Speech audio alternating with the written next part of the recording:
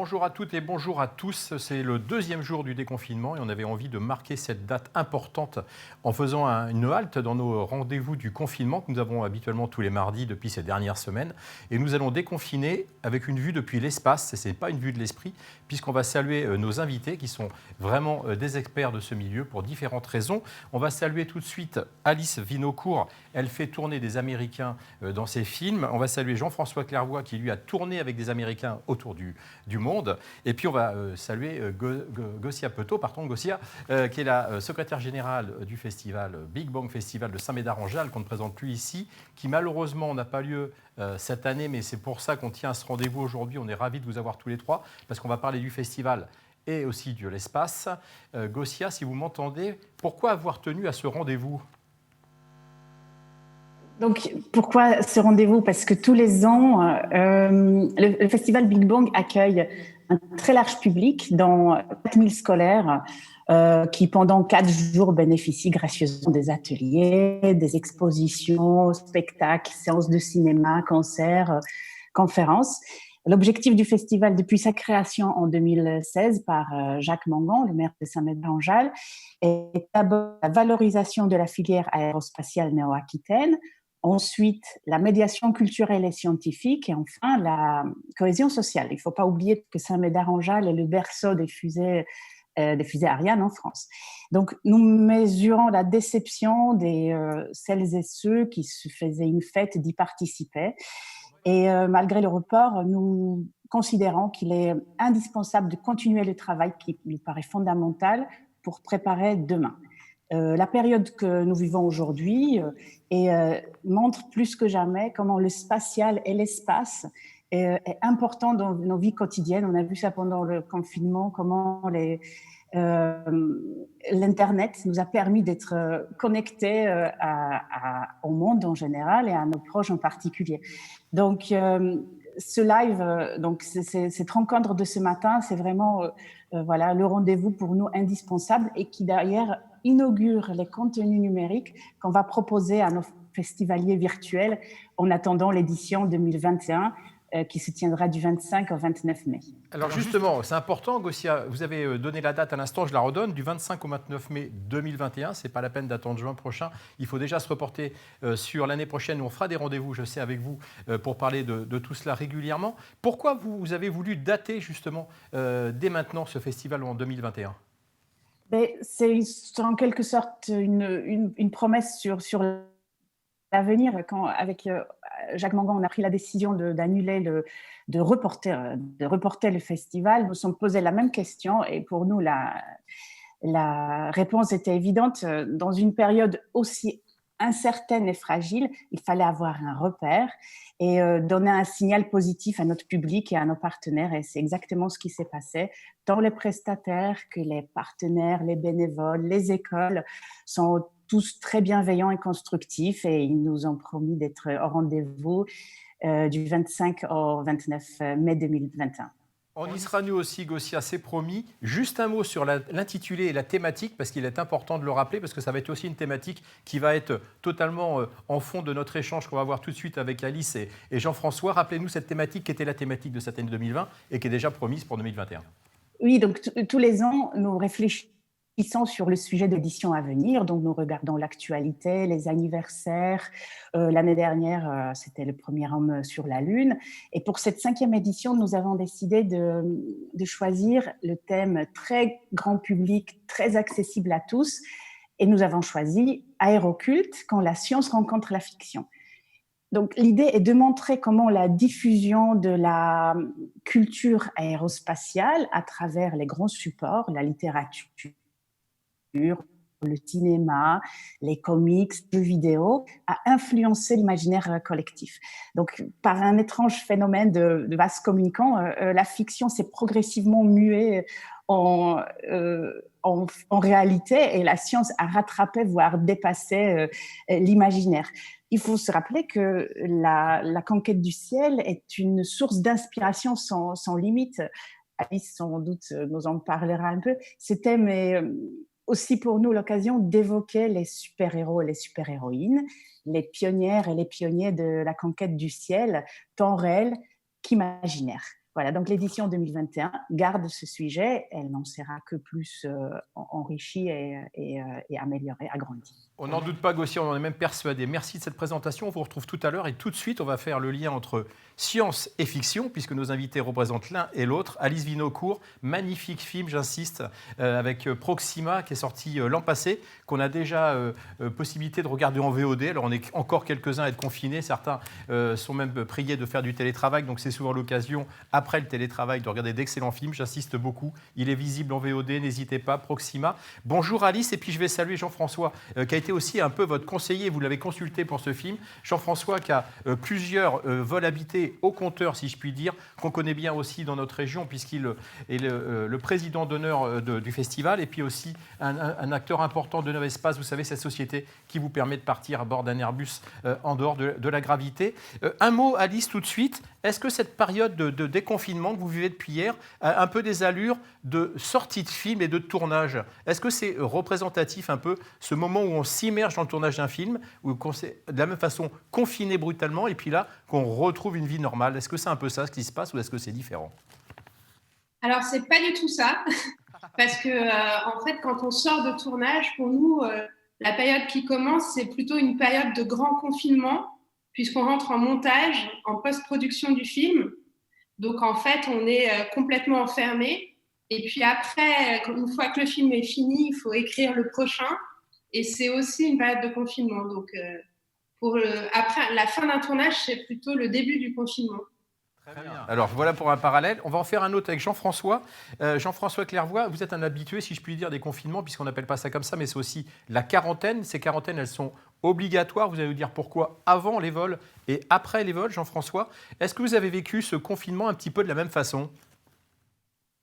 Le confinement dans l'espace, il est étanche. Là, on pouvait sortir tous les jours, mais on est restreint dans nos mouvements. Donc, je l'ai vécu un peu comme du camping, mais chez moi. Vous savez, la vie dans l'espace, c'est très proche du camping. On a de quoi vivre, on a de quoi travailler. Et en fait, là, j'ai travaillé de la maison et puis je faisais attention à mes ressources, bien sûr. On fait les courses comme il faut. Et il faut être organisé, voilà, comme dans l'espace, pour être sûr de ne pas perdre son temps, de ne pas générer le désordre, parce que quand vous êtes chez vous, vous manipulez beaucoup plus d'objets toute la journée que si vous êtes là que le matin pour le petit déjeuner avant d'aller au travail et le soir. Et dans l'espace, vous savez que tous les astronautes ont appris à être bien organisés parce que rapidement, c'est le bazar.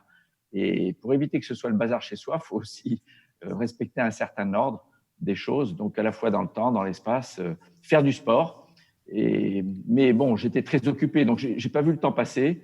Mais bien sûr, je regrette de ne pas avoir pu serrer mes proches dans les bras, d'aller voir ma famille et puis de fêter tous les grands événements ensemble, comme les 30 ans de Hubble qu'on a fêté virtuellement récemment.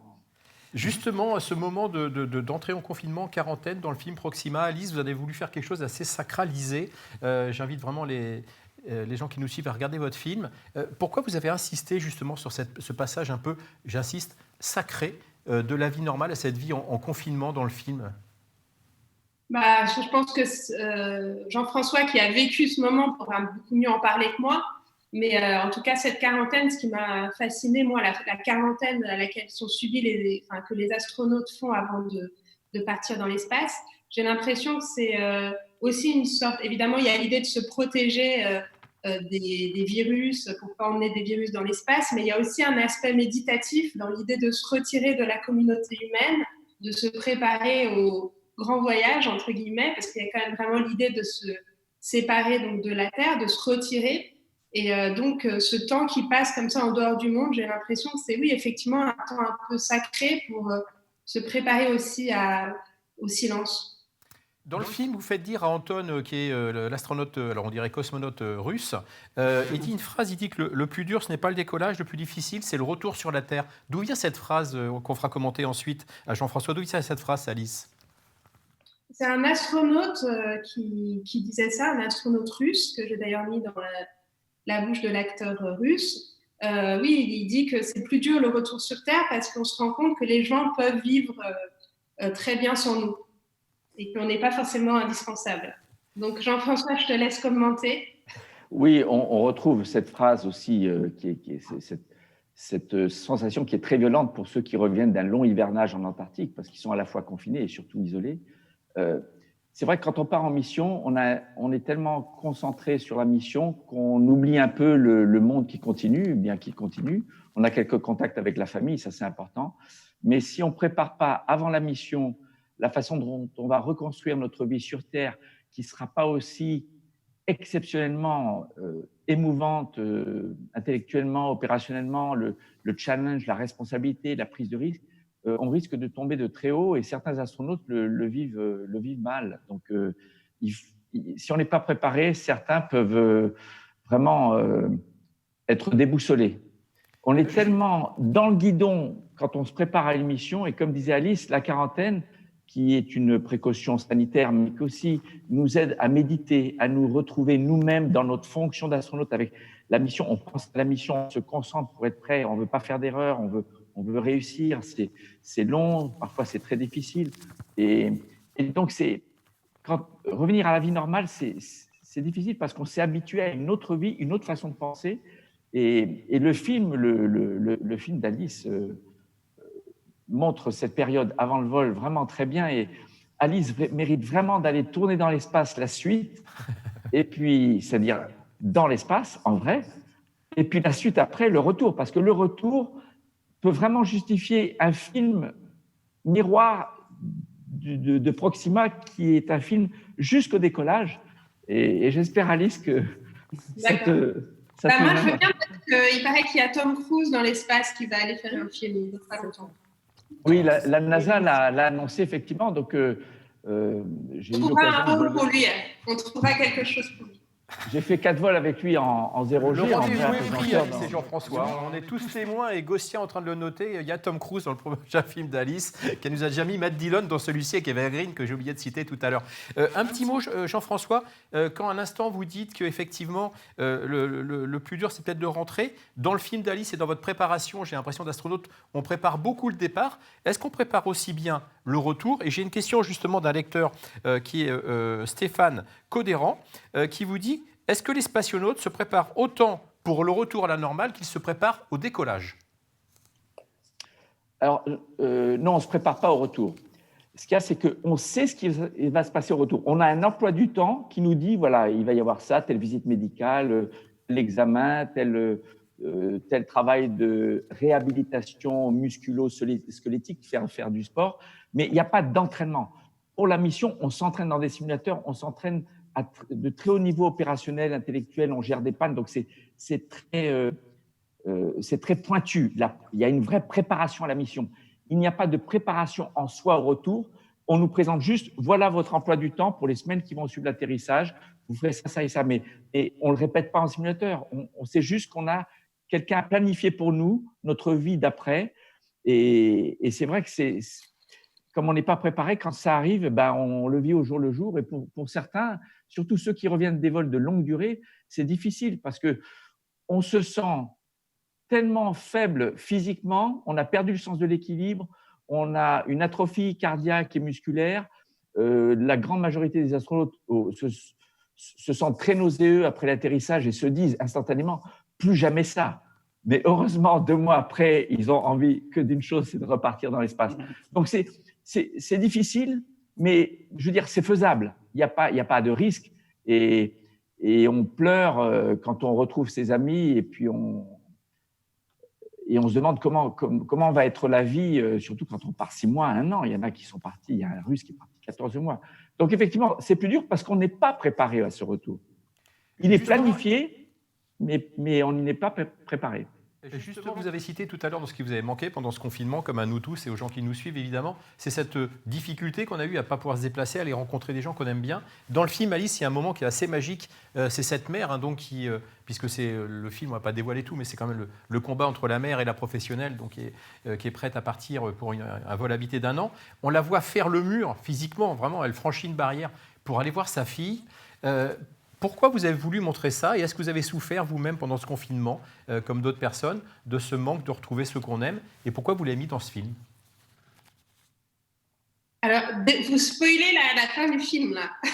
Mais oui, non, mais à l'époque, je n'avais pas été confinée encore. Non, mais c'est juste, je pense qu'effectivement, à la fin de cette quarantaine, peut-être qu'on sera aussi rempli justement de cette expérience de confinement, dans son aspect aussi méditatif. Enfin, les astronautes disent souvent quand ils rentrent, quand ils arrivent sur Terre, qu'en fait, ils sont un peu différents, qu'ils ont changé. Donc, j'espère en fait qu'on aura tous aussi un peu changé. En fait, en tout cas, j'ai l'impression qu'on sera rempli au moins de cette expérience, de cette idée en fait de la fragilité de la Terre, et de la fragilité de l'être humain, mais aussi de la beauté de la Terre. Enfin, moi, ça m'a assez fasciné, toutes ces images de la nature qui reprend ses droits, en fait. Alors, loin de moi de dévoiler la fin du film, hein, je précise, je ne vais pas dire si elle décolle ou si elle ne décolle pas, ça faudra vraiment regarder le film. En revanche, effectivement, il y a un moment où elle sent qu'elle est submergée par ses sentiments. Jean-François, vous l'avez vécu très personnellement, cette histoire de manque, et je crois qu'à un moment même, on peut en parler, il y a prescription. Vous avez un peu enfreint une quarantaine pour aller voir votre fils. Oui, je ne vais pas révéler les détails, mais moi, ce film m'a fait pleurer, m'a beaucoup touché, parce que chaque scène du film, je l'ai vécu personnellement, où j'ai vu des collègues les vivre. Il n'y a pas une scène qui est purement imaginée, purement fiction. Donc, et en plus, les astronautes sont vraiment, les acteurs, les personnages dans le film sont vraiment rentrés dans la peau physique, intellectuelle, morale, émotionnelle d'astronautes que je connais. Parfois de moi-même, et puis de commandes de bord que je connais, de femmes que je connais. Donc, c'est très émouvant. C'est vraiment, je ne sais pas comment Alice a construit cette sensibilité, a développé cette sensibilité, mais c'est vraiment très bien rendu. Et c'est vrai que j'ai violé moi-même à 2 reprises la quarantaine, mais à chaque fois, il y avait… une fois, on était 3 à le savoir, une fois, on était 4. Voilà. Mais c'est-à-dire, je faisais pas je faisais pas le mur tout seul, mais avec une autre personne. Mais le management de la NASA ne l'a pas su. Mais mon commandant de bord l'a su. Voilà. Mais donc et puis je connais des collègues qui l'ont fait aussi, mais pour des raisons humaines. Et c'est ça qui est important. Moi, je veux dire, dans le film Proxima et dans les vols spatiaux, c'est avant tout une aventure humaine. Les humains ne sont pas des robots. Et ils font des choses extraordinaires, ils conçoivent des missions, ils acceptent de s'asseoir en haut d'un gros pétard pour aller dans l'espace. Mais il n'y a pas de succès dans ces missions si derrière, il n'y a pas un enrichissement personnel, un partage et la sensation d'être humain avant tout, avec ses doutes, avec ses pleurs, avec ses joies. Et dans le film Proxima, on voit il y a des moments difficiles, des moments de réussite, des moments de fierté. Et ça, on le ressent très, très fort. Vous savez, quand on vous donne une tâche, une mission qui est très difficile, dont le défi est vraiment, la barre est très haute, vous avez autant la fierté et la joie de réussir est aussi grande que la force de la tristesse ou de la déception si par moment vous ratez quelque chose. Et ce film le rend vraiment très bien. Bravo Alice, encore, je ne te le dirai jamais assez. J'adore. Et moi aussi, je ne le dirai jamais assez, comme je te suis reconnaissante de tout ce que tu m'as apporté, parce que Jean-François, c'est la première personne que j'ai rencontrée avec Claudie Henné à la cafétéria du CNES. Et ils ont été vraiment… tu m'as vraiment aidé beaucoup, en fait, à justement comprendre un peu cette vie et de montrer la préparation pour les vols spatiaux. C'est vrai que c'est dans les films américains, Gosia, tu parlais de l'imaginaire collectif, c'est vrai qu'il s'est beaucoup construit autour des films de la NASA qui sont en fait toujours avec l'idée des astronautes comme des super-héros où il n'y a pas de place en fait justement pour la fragilité, et c'est cette idée très conquérante du monde. Et du coup, ça m'a vraiment aidée comme mon idée, c'était de montrer toute cette préparation spatiale, puisque dans la vie des astronautes, les problèmes sont plutôt sur Terre que dans l'espace. Du coup, ça m'a vraiment aidé énormément de pouvoir parler avec toi. Oui, merci pour ces compliments respectifs. Jean-François, puisqu'on parle des missions, des problèmes dans l'espace, une question quand même par rapport à ce qu'on vient de traverser, qu'on traverse encore avec ce virus. Quelles sont les précautions, ou en tout cas les soins que vous pourriez avoir si par malencontreusement, quelqu'un embarqué avec un virus comme celui qu'on a aujourd'hui dans l'espace? Qu'est-ce qui est prévu pour ça? D'abord, il faut savoir qu'on le porte. Donc, Je peux vous dire que dans les semaines qui précèdent et puis la veille du décollage, le matin même, on a des visites médicales. Et même dans la semaine qui précède, on nous fait une prise de sang. Donc, pour vraiment savoir dans quel état, entre autres physiologique et constitution sanguine, on part. Mais il y a des procédures. On a des procédures qui sont très détaillées, très étudiées, qui ont été affinées avec le temps. Et si un astronaute est identifié comme étant porteur d'une maladie contagieuse, et il y a des procédures d'isolement pour éviter de contaminer tout l'équipage. Et on a à bord, quel que soit l'équipage, qu'il soit 3, 6, 7, il y a toujours au moins 2 personnes entraînées à jouer le rôle de médecins de fortune de bord, qui ne sont pas forcément médecins de profession. Ça peut être très bien un nageur de combat qui a appris à tuer dans le noir, dans la nuit, sans faire de bruit dans son métier précédent. Mais là, il va jouer le rôle de médecin. Et pour ça, il y a tout un entraînement pour apprendre à jouer le rôle de toubib à bord. On peut faire une trachéotomie, on peut faire un travail dentaire de base, on peut traiter des tas de choses, on peut faire des sondages dans le corps humain s'il y a besoin d'aider un astronaute à vidanger sa vessie, c'est déjà arrivé. Hein.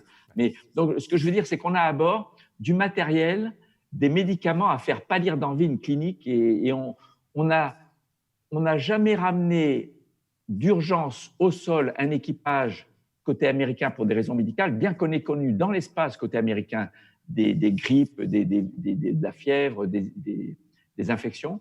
Côté russe, à ma connaissance, il y a eu 2 retours prématurés d'équipage à cause d'un des membres d'équipage affecté médicalement par une maladie.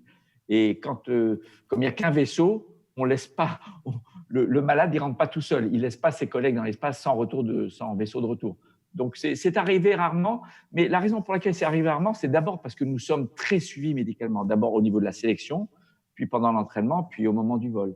Mais tout ça, c'est prévu. C'est prévu. Vous savez, dans les missions spatiales, nous sommes des hyper-experts de la prévention, puisque 70% de notre temps d'entraînement, c'est du temps d'entraînement à des situations d'anomalie, de panne.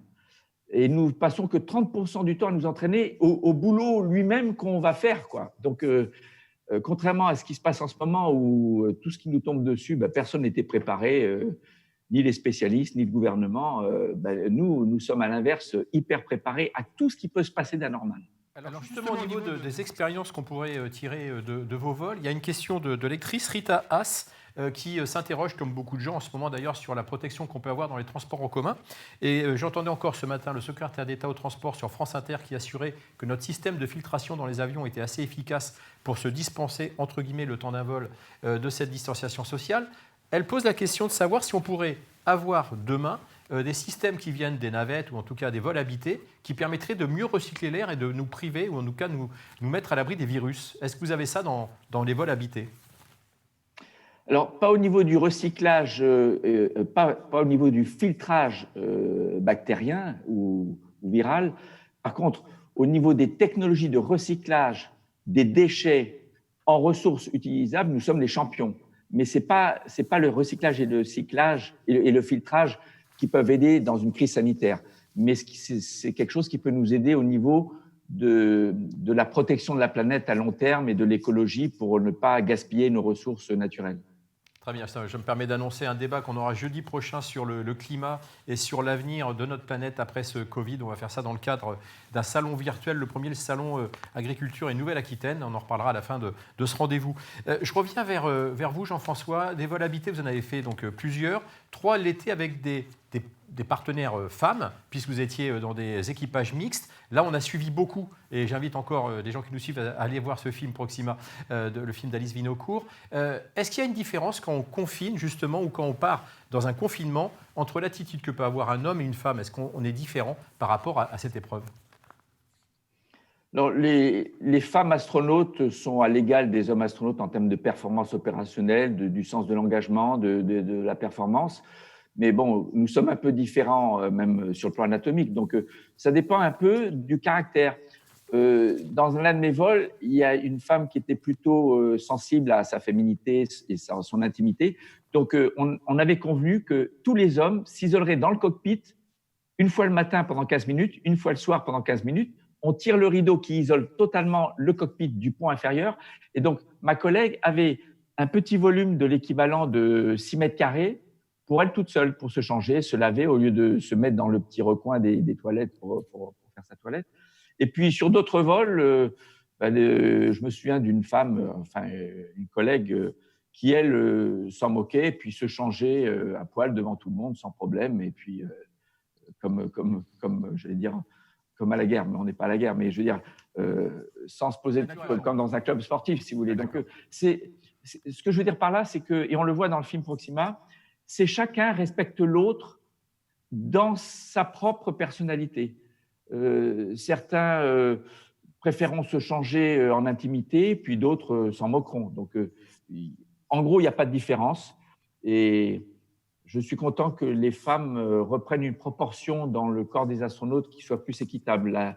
Une sélection récente d'astronautes aux États-Unis a sélectionné autant d'hommes que de femmes, alors que dans les années précédentes, c'était plutôt 15% de femmes sur une nouvelle promotion d'astronautes. Alice, sur cette question, dans votre film, on suit évidemment une femme, hein, c'est l'héroïne, je rappelle, Eva Green. Alors là, pour le coup, son intimité, elle essaye de la préserver. On la voit même dans les vestiaires, effectivement, dissimuler un peu sa poitrine, etc. En revanche, on a l'impression que vous avez observé, vous, et je rappelle que vous avez eu Jean-François comme consultant, vous avez suivi Thomas Pesquet de nombreuses fois. On le salue d'ailleurs, on aurait bien voulu qu'il nous fasse une petite vidéo pour ce rendez-vous, parce qu'on sait qu'il est toujours attentif à ce qu'on fait ici et ce que fait le Big Bang Festival. Mais il est parti hier aux États-Unis. Comment vous la voyez, justement, vous, cette proximité, cette cohabitation en confinement entre l'homme et la femme? Oui, c'est vrai que le film il montre en fait aussi cette difficulté à être femme dans cet univers, dans l'idée aussi, parce que moi ce qui m'intéressait c'était aussi la métaphore par rapport au monde normal. En tout cas, c'était cette idée que les femmes devaient en permanence s'adapter à un monde qui avait été pensé par les hommes pour les hommes, comme par exemple la combinaison spatiale qui est très lourde. Qui fait plus de 100 kilos, en fait, elle a été pensée en fait avec le poids sur les épaules, puisque les hommes, comme le disait Jean-François, n'ont pas la même anatomie, sont plus forts au niveau des épaules, et les femmes sont plus fortes au niveau des hanches, et pour autant les femmes doivent s'entraîner avec cette combinaison pensée par les hommes. Donc en fait, je pense qu'il y a aussi une difficulté comme ça à s'adapter à un monde qui n'a pas été pensé pour elles. Mais après, l'idée, c'est qu'elles doivent fournir la même dose de travail et en même temps toujours justifier leur présence dans cet univers. C'est ce que montre le film, mais aussi la construction de l'équipe et comment elle arrive à se faire reconnaître dans ses talents et aussi il y a une forme d'égalité à la fin de tous les membres de l'équipage. Et puis on peut rajouter que il y a un aspect qu'on voit très bien dans le film et que j'ai vécu autour de moi à la NASA et qui est culturel et historique, c'est que certains astronautes hommes sont machos, mais pas par malveillance ou méchanceté. C'est dans leur nature parce qu'ils ont été tout seuls quand on bord de leur avion de chasse toute leur carrière. Il n'y avait pas de femmes pilotes de chasse à l'époque. Et c'est vrai qu'il y a parfois des réflexions d'hommes envers des femmes des hommes qui voient les femmes comme étant peut-être pas à leur place dans ce métier ou peut-être plus faibles physiquement, comme disait Alice.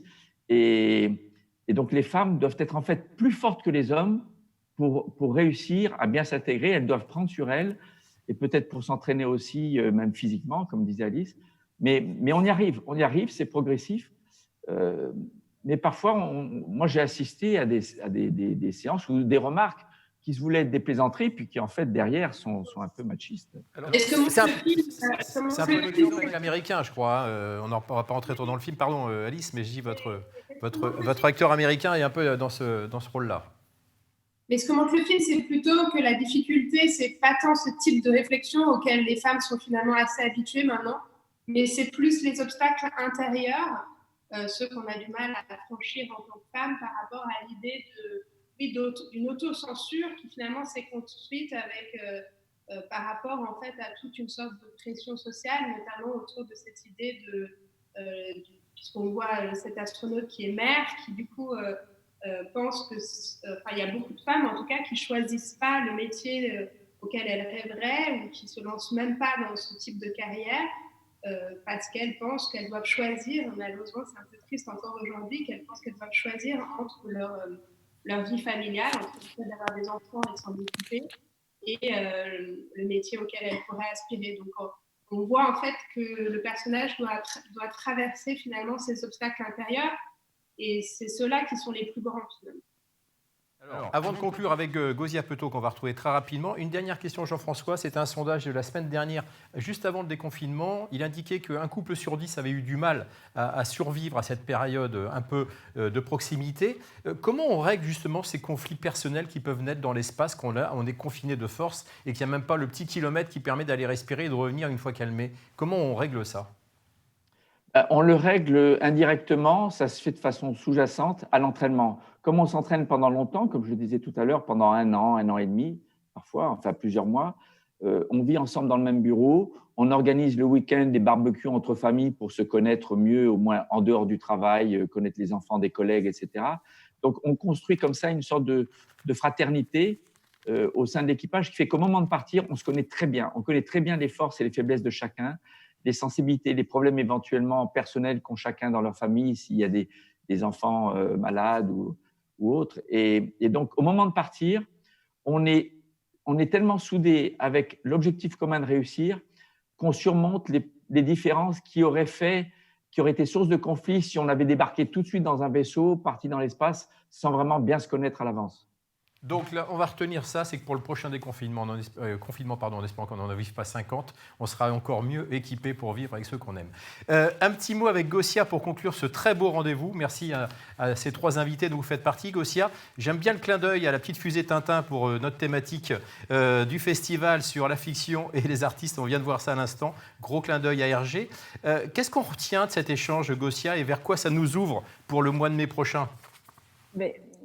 Moi, je dirais que, donc déjà, je voudrais moi aussi remercier Alice Vinocourt, qui était pressentie d'être invitée d'honneur du festival cette année, mais pour des raisons d'agenda, on n'a pas, voilà, évidemment, avec le report, on pouvait pas le faire. Mais là, aujourd'hui, donc, elle est avec nous, et Jean-François, qui est le président d'honneur depuis la création du festival. Donc, une des richesses du festival est de permettre ce type de rencontre devant un très large public, donc entre un astronaute et une réalisatrice pour parler de leurs expériences, de la situation actuelle, de se projeter dans l'avenir, voire d'anticiper l'avenir. Donc, c'est cela, je dirais, l'esprit Big Bang, en fait, d'un savoureux mélange des connaissances entre les arts et les sciences. Et je pense que c'est ça qu'on va retrouver. Enfin, je suis convaincue au prochain rendez-vous et donc au Festival Big Bang du 25 au 29 mai 2021. Le rendez-vous est pris, Gausia Petot, merci. Merci à nos 2 autres invités, Alice Vinocourt, je le rappelle, le film est en VOD, il s'en va dans 41 pays, elle devrait être au Japon s'il n'y avait pas eu ce malheureux virus pour l'empêcher de voyager, et en Angleterre pour présenter son film. Jean-François, merci encore, on sait qu'on vous retrouvera aussi, j'en suis sûr, sur ce festival, et puis plein de bonnes choses pour ce qui vous attend en matière de mission. Nous, on se donne rendez-vous, je le répète, c'est pas mardi prochain, ça sera jeudi, 2 conférences en visio avec nous et avec Sud-Ouest pour le prix d'une, ça sera à 11h pour le climat, quel climat et comment préparer le climat de demain avec un climatologue et des spécialistes à 11h donc, sur notre page Facebook sudouest.fr en partenariat avec le Salon agricole Nouvelle-Aquitaine qui sera cette année virtuel. Et on le conclura de la plus belle des façons avec le sociologue Jean Viard le soir même dans l'après-midi. Tous ces rendez-vous sont à suivre dans Sud-Ouest sur TV7 et sur sudouest.fr. On aura aussi Alain Rousset et le président de la Chambre d'agriculture régionale, Monsieur Gracier, pour débattre avec ce sociologue. Merci à tous les 3, merci à toutes et tous de nous avoir suivis. On vous donne rendez-vous donc jeudi prochain pour ces visioconférences de Sud-Ouest. Merci beaucoup.